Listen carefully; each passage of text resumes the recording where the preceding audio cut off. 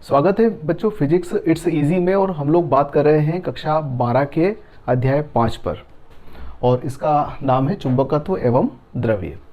और आज जिन टॉपिक पर हमें बात करनी है मैंने उनको बोर्ड के ऊपर प्रदर्शित कर दिया है। इसमें ये लगभग सभी परिभाषाएं हैं, इनके ऊपर हम लोग बात करने वाले हैं। तो पहली परिभाषा है चुंबकन क्षेत्र। उसके बाद बात करेंगे हम चुंबकन क्षेत्र की तीव्रता, जिसको कैपिटल आई से प्रकट करते हैं। फिर चुंबकीय फ्लक्स घनत्व या चुंबकीय प्रेरण, जिसको कैपिटल बी से प्रकट करते हैं। फिर चुंबकीय प्रवृत्ति के बारे में बात करेंगे, उसको काई से प्रकट करते हैं। निरपेक्ष चुंबकशीलता, जिसको म्यू से प्रकट करते हैं। यदि निर्वात की बात करेंगे तो म्यू ज़ीरो, बाकी अन्य पदार्थों के लिए म्यू। और आपेक्षिक चुंबकशीलता को म्यू आर से प्रकट करते हैं। और अंत में हम इन सभी के संबंध देखेंगे आपस में कि एक दूसरे के साथ किस प्रकार से संबंधित होती हैं। तो मैं सोचता हूं कि हमें इस टॉपिक को पढ़ने के लिए प्रेजेंटेशन के माध्यम से यदि हम बात करेंगे तो आप लोग ज़्यादा अच्छे से समझ पाएंगे। और चूंकि परिभाषाएं हैं तो परिभाषाएं आप उसके माध्यम से ठीक से अपनी कॉपी के अंदर भी नोट कर पाएंगे। तो आइए अब अपन पावर पॉइंट प्रेजेंटेशन पर चलते हैं। वहाँ पर मैं इन सारी परिभाषाओं को एक एक करके आपको एक्सप्लेन कर देता हूँ।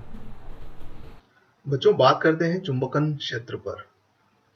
इसकी परिभाषा है किसी चुंबक द्वारा उत्पन्न चुंबकीय क्षेत्र जिसमें किसी चुंबकीय पदार्थ को रखने पर वह चुंबकित हो जाता है, चुंबकन क्षेत्र कहते हैं। अब जैसे कल्पना कीजिए कि एक चुंबक है हमारे पास में, तो उसके चारों ओर एक क्षेत्र उत्पन्न होगा जिसे चुंबकीय क्षेत्र कहेंगे। अब इस क्षेत्र में यदि हम कोई चुंबकीय पदार्थ को रख दें तो वो क्या हो जाएगा? चुंबकित हो जाएगा। आपने भी कई बार देखा होगा कि चुंबक के पास में यदि हम एक आलपीन को रख दें तो आलपीन खुद भी चुंबक की भांति व्यवहार करने लगती है, उससे दूसरी आलपीन चिपक जाती है। तो इस प्रकार का जो क्षेत्र होता है उसको चुंबकन क्षेत्र कहते हैं। सामान्यतः इसे कैपिटल एच के द्वारा प्रकट किया जाता है और इसका मात्रक है एम्पियर प्रति मीटर। तो ये चुंबकन क्षेत्र की परिभाषा हुई। आइए अपन अगली परिभाषा देखते हैं, चुंबकन तीव्रता की। चुंबकन क्षेत्र में स्थित किसी चुंबकीय पदार्थ के प्रति एकांक आयतन में उत्पन्न चुंबकीय आघूर्ण को चुंबकन तीव्रता कहते हैं। अब जैसे हमने चुंबकन क्षेत्र में किसी पदार्थ को रख दिया, कल्पना कीजिए कि हमने एक चुंबकीय क्षेत्र में लोहे को रख दिया, एक लोहे का टुकड़ा रख दिया। वो लोहे का टुकड़ा क्या हो जाएगा? जब तक चुंबकीय क्षेत्र में स्थित है तब तक चुंबकित हो जाएगा। तो उस लोहे के टुकड़े में कितना चुंबकीय आघूर्ण उत्पन्न हुआ? पहली चीज तो ये, चुंबकीय आघूर्ण को कैपिटल एम से व्यक्त करते हैं। तो कितना चुंबकीय आघूर्ण उत्पन्न हुआ और उसका आयतन कितना है, इन दोनों का जो अनुपात होता है उसको बोलते हैं चुंबकन तीव्रता। और इस चुंबकन तीव्रता को स्मॉल आई से प्रकट किया जाता है। तो यदि किसी चुंबक की हम बात कर रहे हैं जो क्षेत्र में रखे जाने पर चुंबकित हुआ है, उसका चुंबकीय आघूर्ण कैपिटल एम है, उसका आयतन v है, उसका ध्रुव प्रावल्य स्मॉल m है और अनुप्रस्थ काट का क्षेत्रफल a है तथा प्रभावकारी लंबाई 2l हो, तो परिभाषा कहती है कि I बराबर m बटे v। m यानी कि चुंबकीय आघूर्ण बटे आयतन। तो ये चुंबकन तीव्रता कहलाएगी। अब देखिए हम m को क्या लिख सकते हैं? स्मॉल m इंटू 2l, ध्रुव प्रावल्य गुणित प्रभावकारी लंबाई। और आयतन को लिख सकते हैं अनुप्रस्थ काट का क्षेत्रफल गुणित लंबाई बराबर आयतन। तो 12 से 12 कट जाएगा। तो ऐसी स्थिति में I बराबर क्या आ गया हमारे पास में? I बराबर आ गया स्मॉल m बटे कैपिटल A। स्मॉल m ध्रुव प्रावल्य है और A अनुप्रस्थ काट का क्षेत्रफल है। तो या तो हम इस प्रकार से इसे परिभाषित कर सकते हैं कि I बराबर कैपिटल M बटे V, या फिर दूसरी परिभाषा दे सकते हैं I बराबर स्मॉल m बटे A। इसका मात्रक होता है एम्पियर प्रति मीटर। तो ये चुंबकन क्षेत्र की तीव्रता की परिभाषा हुई। अब आइए आगे बात करते हैं हम चुंबकीय फ्लक्स घनत्व की परिभाषा। इसी को हम चुंबकीय प्रेरण के नाम से भी जानते हैं। अब देखिए कि हमने चुंबकीय क्षेत्र में कोई चुंबकीय पदार्थ को रख दिया है। अब चुंबकीय क्षेत्र में चुंबकीय पदार्थ को रखने पर चुंबकीय पदार्थ भी चुंबक की भांति व्यवहार करने लगता है। तो इस प्रकार से यदि हम उस पदार्थ के अंदर बात करें तो एक तो चुंबकीय क्षेत्र जो बाहर से लगाया हुआ है वो है, और दूसरा उसका खुद का जो प्रेरण के द्वारा उसने चुंबकत्व को ग्रहण कर लिया है, ये दोनों चुंबकीय क्षेत्र विद्यमान है। और हम जानते हैं कि चुंबकीय क्षेत्र में चुंबकीय क्षेत्र रेखाएं पाई जाती हैं या चुंबकीय बल रेखाएं पाई जाती हैं। तो यदि अपन चुंबक के अंदर की बात कर रहे हैं तो चुंबक के अंदर जो चुंबकीय क्षेत्र रेखाएं हैं वो दो कारणों से है, एक तो बाह्य चुंबकीय क्षेत्र के कारण से और दूसरा है पदार्थ के चुंबकित होने से उत्पन्न चुंबकत्व के कारण से। वो पदार्थ खुद भी चुंबक की तरह व्यवहार कर रहा है अब तो उसके कारण से भी चुंबकीय क्षेत्र रेखाएं होगी। तो ये दोनों रेखाएं अंदर उपस्थित हैं। अब रेखाओं का घनत्व बढ़ जाएगा तो चुंबकीय क्षेत्र की तीव्रता का मान भी बढ़ जाएगा। इसलिए हम कह सकते हैं कि चुंबकीय पदार्थ को किसी चुंबकीय क्षेत्र में रखे जाने पर उस पदार्थ के अंदर किसी बिंदु पर परिणामी चुंबकीय क्षेत्र की तीव्रता को चुंबकीय फ्लक्स घनत्व या चुंबकीय प्रेरण कहते हैं। यानी कि उस पदार्थ के अंदर जो चुंबकीय क्षेत्र की तीव्रता है, एक तो बाह्य चुंबकीय क्षेत्र की तीव्रता और दूसरा प्रेरण के द्वारा जो स्वयं चुंबकित हो गया है उसके कारण से तीव्रता, इन दोनों का योग जो है वो कहलाता है चुंबकीय फ्लक्स घनत्व या चुंबकीय प्रेरण भी कहते हैं इसे सामान्यतः कैपिटल बी से व्यक्त करते हैं। इसके लिए जो स्पेसिफिक नोटेशन है वो क्या है, कैपिटल बी है और इसका मात्रक होता है वेबर प्रति मीटर वर्ग, यानी कि मीटर की घात 2, या फिर इसको न्यूटन प्रति मीटर एम्पियर मीटर से भी प्रकट किया जाता है। तो चुंबकीय फ्लक्स घनत्व या चुंबकीय प्रेरण एक बहुत महत्वपूर्ण भौतिक राशि है हमारी चुंबकत्व की, जिसमें मात्रक इसका वेबर प्रति मीटर वर्ग या फिर न्यूटन प्रति एम्पियर मीटर होता है। अब आइए हम लोग अगली परिभाषा देखते हैं, चुंबकीय प्रवृत्ति। तो जैसा कि नाम से स्पष्ट है, प्रवृत्ति टेंडेंसी कह सकते हैं इसको हम। तो किसी पदार्थ को कितनी आसानी से चुंबकित किया जा सकता है, कोई पदार्थ है उसको हम कितनी आसानी से चुंबकित कर सकते हैं, इसकी जानकारी अपने को चुंबकीय प्रवृत्ति से होती है। यदि चुंबकीय प्रवृत्ति का मान ज्यादा है तो वो आसानी से चुंबकित होगा, चुंबकीय प्रवृत्ति उसकी कम है तो वह चुंबकित होने में कठिनाई होगी। तो इसकी सहायता से हमें जो चुंबक बनाते हैं उसमें मदद मिलती है कि हम ऐसे पदार्थों का चयन करते हैं जिनकी चुंबकीय प्रवृत्ति ज्यादा होती है। अब इस चुंबकीय प्रवृत्ति को परिभाषित कैसे करते हैं, तो किसी पदार्थ में उत्पन्न चुंबकन तीव्रता तथा चुंबकन क्षेत्र की तीव्रता का अनुपात चुंबकीय प्रवृत्ति कहलाता है। किसी पदार्थ में उत्पन्न चुंबकन तीव्रता को आप याद होगा हमने कैपिटल आई से प्रकट किया था। तो ये जो कैपिटल आई है ये क्या है, चुंबकन तीव्रता है। तो चुंबकन तीव्रता तथा चुंबकन क्षेत्र की तीव्रता उसको कैपिटल एच से प्रकट किया था। तो चुंबकन क्षेत्र की तीव्रता यानी कि कैपिटल एच का अनुपात चुंबकीय प्रवृत्ति कहलाता है। इसको काई से प्रकट किया जाता है। ये जो नोटेशन नजर आ रहा है ना आपको, इसको काई बोलते हैं। तो काई बराबर क्या होता है, आई अपॉन एच, चुंबकन तीव्रता और चुंबकन क्षेत्र की तीव्रता, इन दोनों का अनुपात। अब चुंबकन की तीव्रता जो है आई, इसका मात्रक और एच का मात्रक दोनों एक ही है, इसलिए दो समान मात्रक होने से ये मात्रक हीन राशि होती है। अब आइए अपन लोग अगली परिभाषा देख लेते हैं, निरपेक्ष चुंबकशीलता। अब देखिए, जब किसी चुंबकीय क्षेत्र में किसी पदार्थ को रखते हैं तो वो पदार्थ क्या करता है, चुंबकीय क्षेत्र रेखाओं को अपनी ओर आकर्षित करता है। यदि कोई चुंबकीय पदार्थ है तो उन्हें आकर्षित कर लेगा। इसका मतलब ये हुआ कि चुंबकीय क्षेत्र रेखाएं वायु में दूर दूर जा रही हैं, और जैसे ही हमने उस पदार्थ को रखा, चुंबकीय पदार्थ को रखा, तो उसने क्या किया, उनको आकर्षित कर लिया, और आकर्षित कर लिया तो उस पदार्थ के अंदर से गुजरने वाली चुंबकीय क्षेत्र रेखाओं की संख्या बढ़ गई, और चुंबकीय क्षेत्र रेखाओं की संख्या बढ़ जाएगी तो चुंबकीय क्षेत्र की तीव्रता बढ़ जाएगी।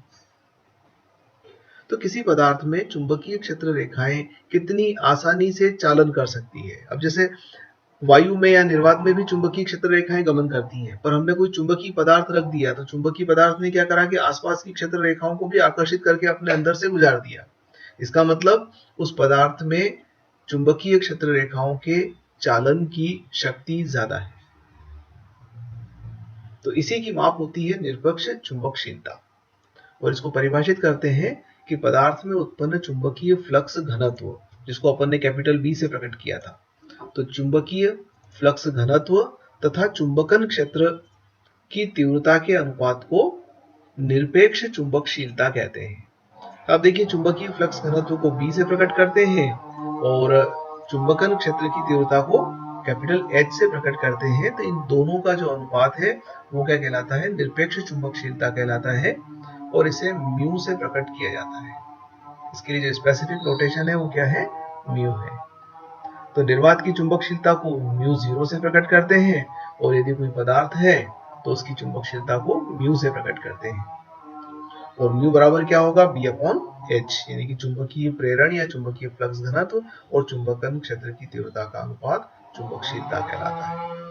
जहां तक इसके मात्रक का सवाल है तो न्यूटन प्रति एम्पियर मीटर वर्ग या टेस्ला मीटर प्रति एम्पियर है, तो ये इसका मात्रक हुआ। अब एक परिभाषा और बच जाती है हमारी, वो है आपेक्षिक चुंबकशीलता। आपेक्षिक मतलब रिलेटिव। अब एक पदार्थ की चुंबकशीलता का मान म्यू है, दूसरे पदार्थ की चुंबकशीलता का मान म्यू 0 है। तो जब भी हम तुलना करते हैं तो वो निर्वात के साथ ही करते हैं। निर्वात की चुंबकशीलता माना कि म्यू 0 है, तो किसी पदार्थ की निरपेक्ष चुंबकशीलता म्यू तथा निर्वात की चुंबकशीलता म्यू 0 के अनुपात को आपेक्षिक चुंबकशीलता कहते हैं। इन दोनों का अनुपात, म्यू और म्यू 0 का अनुपात क्या कहलाता है? आपेक्षिक चुंबकशीलता कहलाता है। इसको म्यू आर से प्रकट करते हैं। निर्वात की चुंबकशीलता को म्यू 0 से व्यक्त किया जाता है। तो म्यू आर बराबर क्या हो जाएगा? म्यू बटे म्यू 0। और ये भी चूंकि दो म्यू का अनुपात है इसलिए इसका कोई मात्रक नहीं है। अब इसके बाद हम लोग इनके आपस में संबंध की बात करने वाले हैं। तो आइए अब हम वापस बोर्ड पर आ जाते हैं। तो बोर्ड पर हम इनके संबंधों को ठीक तरह से डिराइव कर लेंगे। तो जैसा कि बच्चों अपन लोगों ने सभी परिभाषाएं देख ली हैं। चुंबकन क्षेत्र यानी किसी भी चुंबक के द्वारा निर्वात में जो क्षेत्र उत्पन्न किया जाता है वो चुंबकन क्षेत्र कहलाता है। चुंबकन की तीव्रता, इसको परिभाषित किया है हमने, और इसका व्यंजक यदि अपन यहाँ लिख लें तो I बराबर याद होगा कैपिटल M बटे V, द्विध्रुव आघूर्ण और आयतन, इन दोनों का अनुपात। या फिर इसको इस रूप में भी लिखा था हमने, स्मॉल m बटे कैपिटल A, ध्रुव प्रावल्य और अनुप्रस्थ काट का क्षेत्रफल। ये चुंबकन क्षेत्र की तीव्रता के लिए हमने परिभाषित किया हुआ है। दूसरा, चुंबकीय प्रेरण की बात करें हम तो चुंबकीय प्रेरण कैपिटल B से व्यक्त करते हैं। और इसके बारे में बताया था कि यदि कोई चुंबकीय क्षेत्र में चुंबकीय पदार्थ रख दें तो उस चुंबकीय पदार्थ के अंदर जो चुंबकीय क्षेत्र उत्पन्न होता है उसको चुंबकीय फ्लक्स घनत्व या चुंबकीय प्रेरण के नाम से जानते हैं। अगला था चुंबकीय प्रवृत्ति। चुंबकीय प्रवृत्ति को काई से प्रकट करते हैं और काई के बारे में मैंने बताया था कि ये होता है I अपॉन H।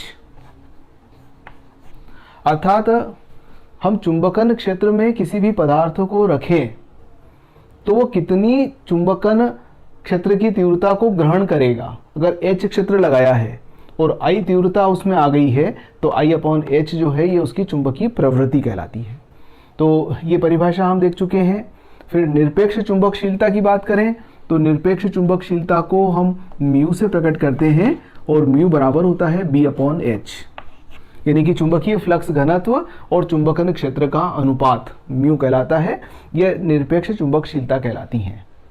इसके बाद में हमने म्यू आर को परिभाषित किया था और म्यू आर बराबर आता है म्यू बटे म्यू 0, यानी कि कोई भी माध्यम, कोई भी पदार्थ वायु या निर्वात की तुलना में, यहाँ वायु की भी बात नहीं करते हम लोग, निर्वात की ही बात करते हैं, तो कोई भी पदार्थ निर्वात की तुलना में कितना चुंबकशीलता रखता है यह उसकी आपेक्षिक चुंबकशीलता म्यू आर कहलाती है।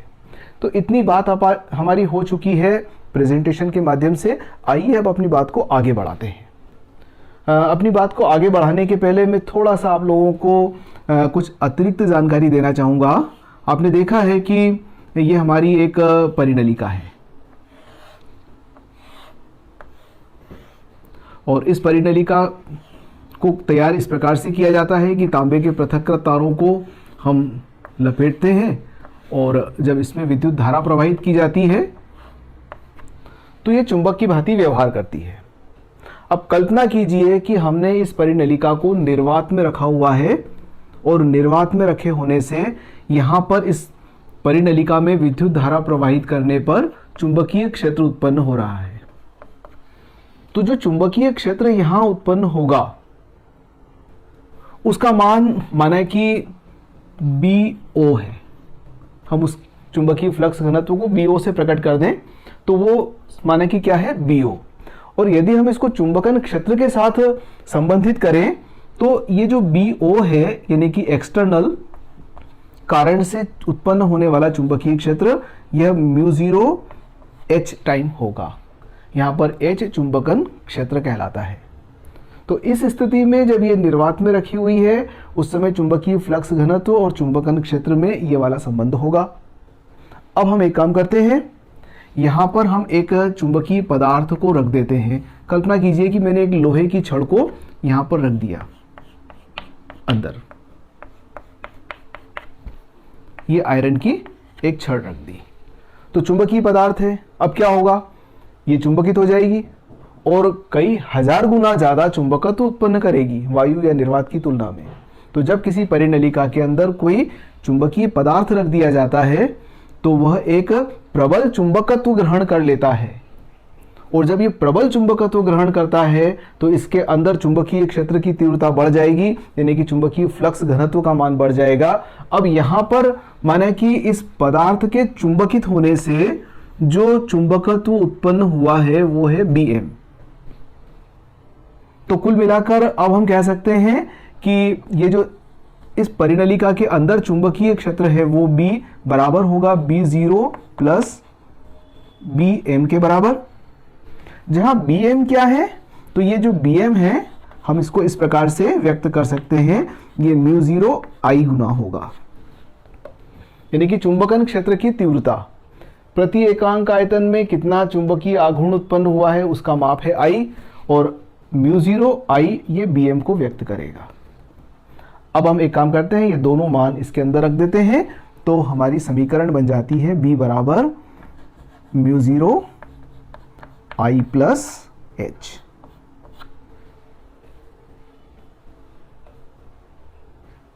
ठीक, अब हम यहां से देखें तो I बराबर काई इंटू एच लिख सकते हैं।